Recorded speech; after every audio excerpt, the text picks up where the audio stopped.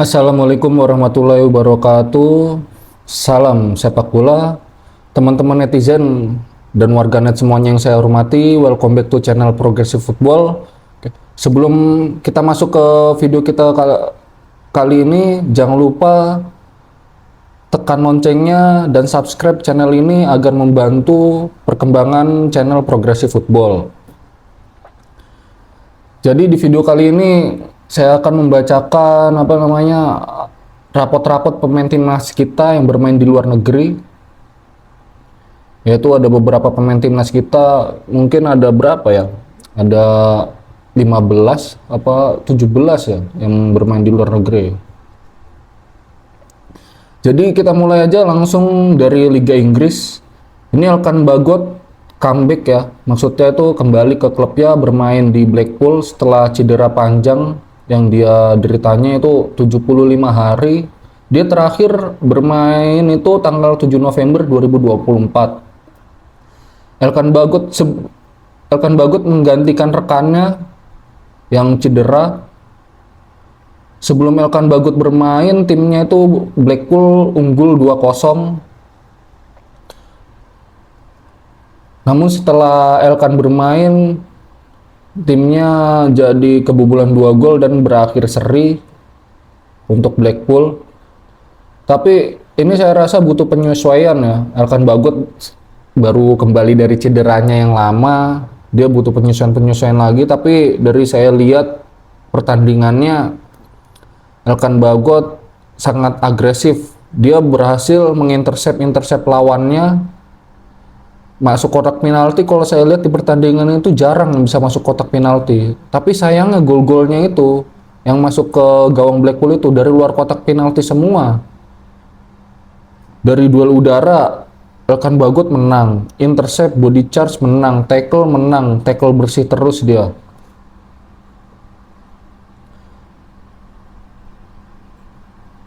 Jadi itu berita pertama. Lalu berita kedua, kita masih di tanah Inggris, yaitu ada Marcelino Ferdinand dan Oli Romeni. Oxford United ini berhasil meraih kemenangan 3-1, tapi sayangnya Marcelino Ferdinand dan Oli Romeni ini belum bermain dan tidak ada di bench juga. Tapi kalian tenang aja, saya yakin pasti namanya Oli Romeni ini bisa segera bergabung dan menembus tim Oxford United di skuad utamanya, di starting 11, karena Liga Belanda Eredivisie ini dengan divisi Championship ini nggak ada beda jauh, malah hanya beda 1 peringkat saja. Walaupun Liga Belanda ini kasta tertingginya, dan Liga Championship ini kasta keduanya, ini peringkatnya ini hanya beda 1 peringkat, yaitu Championship ada di peringkat 6 dan Eredivisie ini ada di peringkat 7. Jadi nggak beda jauh. Jadi kalau kalian banyak yang berpikir kok Leo Romeni mau ya pindah ke Championship, itu kan kasta kedua Liga Inggris. Ya memang kasta keduanya Liga Inggris, tapi ini dari secara ranking kompetisi Championship ini di atasnya Eredivisie Belanda, karena Eredivisie Belanda ini sekarang ini lagi merosot. Kalau menurut saya ini kenaikan karir ya untuk Oli Romeni. Jadi kalian para netizen jangan berpikir negatif lah, pasti ada keputusan yang diambil oleh Romeni. Dan yakin itu adalah klub milik Erick Thohir. Jadi Erick Thohir itu nggak hanya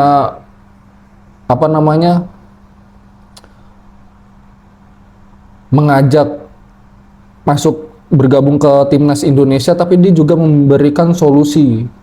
Karena Erick Thohir mempunyai channel di luar, rekanan, dan bahkan dia punya klub. Nah makanya Oli Romeni kalau mau bergabung, dia diajak ke klubnya Erick Thohir, yaitu Oxford United. Jadi kita jangan berpikiran negatif lagi, dan semoga aja Marcelino Ferdinand dan Oli Romeni ini di pertandingan selanjutnya bisa masuk bench, dan lebih bagusnya lagi sih dia mendapat jam terbang yang bagus, karena Marcelino ini satu-satunya produk lokal yang bisa bermain di luar negeri. Dan untuk Ole Roumanie, dia di Utrecht mencetak 7 gol kalau nggak salah sebelum dia pindah ke Oxford United, dan saya rasa dia bisa langsung nyetel, semoga bisa langsung nyetel di Oxford United. Lalu di berita selanjutnya ada Nathan Joawan ya, dia masih belum mendapatkan menit bermain pada pertandingan Swansea City kemarin. Bahkan dia itu menjadi pelapis ketiganya di Swansea, di back kiri itu dia menjadi pelapis ketiga bukan pelapis kedua. Kalau dia seperti ini terus, dia tidak dapat menit bermain, ini akan sangat mempengaruhinya di timnas Indonesia. Karena Patrick Kluivert ini menginginkan pemain yang memiliki menit bermain yang banyak di klubnya. Kalau Nathan Joawan seperti ini terus tidak mendapatkan menit bermain, dia lebih baik pindah klub atau enggak dia minta dipinjamkan ke klub Belanda lagi untuk mencari menit bermain. Kalau dia dapat menit bermain yang banyak, pasti lebih banyak klub-klub yang melirik karena dia masih muda, masih bisa berkembang ya Nathan Joawan ini. Terus ada lagi yaitu Ragnar Oratmangun di FC Dender. Kalau saya kemarin ngelihat itu cuplikannya dia hanya bermain berapa? 15 menit lah. Setelah pemain FC Dender ada yang di kartu merah di menit 9 dan di menit 15 Ragnar Oratmangun ini ditarik keluar, diganti oleh pemain back untuk memperkuat pertahanannya. Saya nggak ngeliat sampai habis ya. Yang terakhir itu saya ngeliat skor 2-1 untuk kemenangan tim tamu. Semoga aja Ragnar Oratmangun ini konsisten ya di pertandingan berikutnya, dia mendapatkan menit bermain karena saya lihat di beberapa unggahan-unggahannya dia selalu bermain masuk starting 11. Ini Ragnar Oratmangun ini bagus ya, mendapatkan menit bermain yang banyak dan mulai dipercaya di FC Dender. Itu di luar dari dia orang Indonesia, karena pemilik FC Dender ini orang Indonesia. Jadi itu di luar itulah, karena Ragnar Oratmangun ini bisa membuktikan dirinya, dia bisa menembus starting 11. Dan di berita selanjutnya itu ada Kevin Dick, yang mana Denmark ini